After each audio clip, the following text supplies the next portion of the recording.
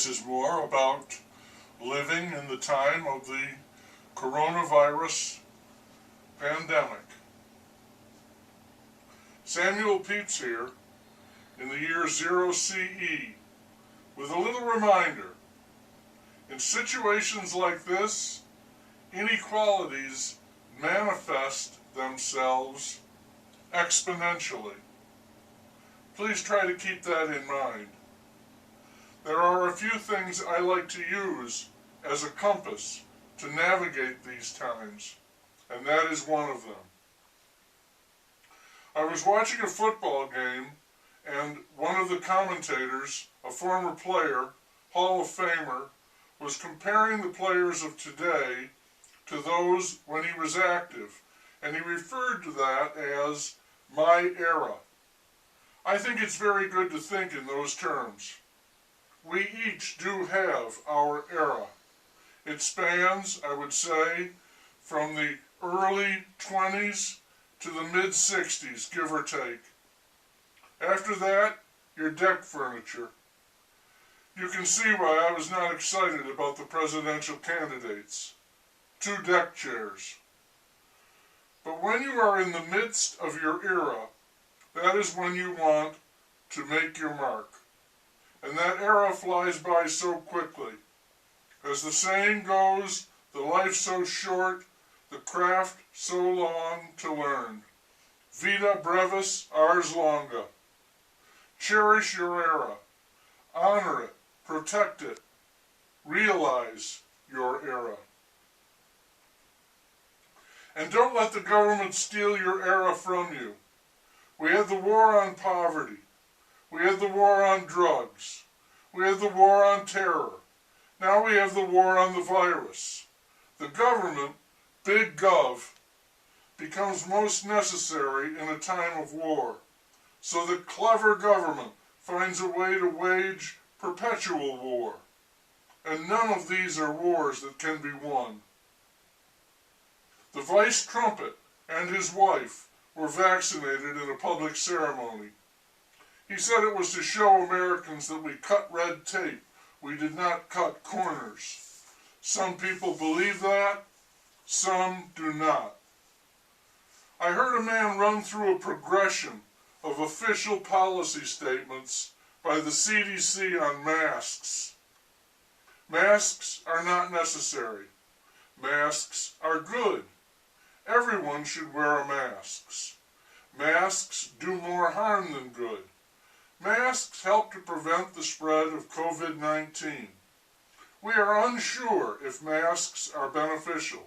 We ask that you wear them just in case. And they are going to come out with that new stimulus package, which I heard is tied to yet another spending bill. For what? I don't know, but a spending bill. I see this as another stake in our already dead corpse. They say everyone will receive $600. Last time it was $1,200.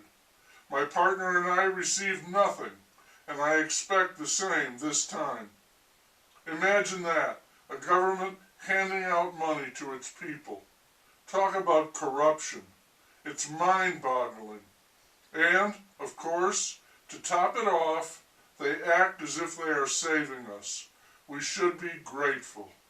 OMFG. The field mouse made a point of repeating himself when he said he and his pie-making wife would get the shot, but they would wait their turn. A man of the people. I'm not going to step out of line, he said. That would not be right. I've heard him say this on at least a dozen separate occasions.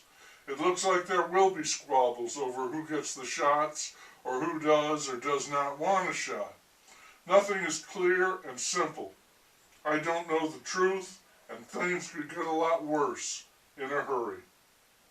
Tom Cruise is in the news for blowing his top at crew members violating COVID-19 protocols. A tape of his rant went viral. What blows my mind is that this took place on the set of Mission Impossible 7. Really? 7? I was disappointed by one, and I missed the rest. All 6 of them. I say 6 because I'll miss 7. Completely at random, I came upon Bob Dylan singing "Things Have Changed." I liked it. I believe it won an Oscar. People are crazy. Times are strange. I'm locked in tight. I'm out of range. I used to care, but things have changed.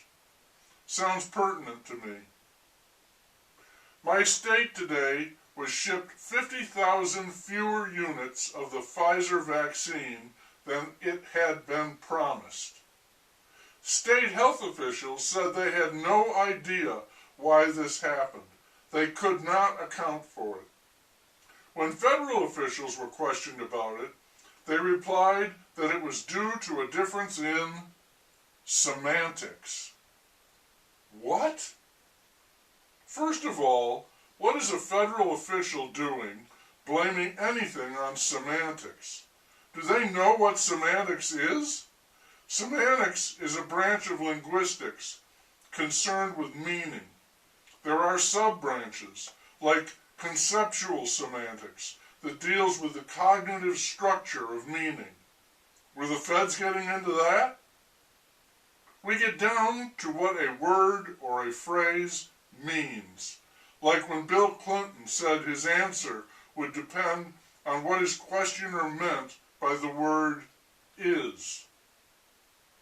So what the federal official was saying is that the difference in the number of vaccine units comes down to a difference in understanding what was true. Well, that means there is a federal truth and a state truth, and right now they are 50,000 units apart. I say that's big semantics.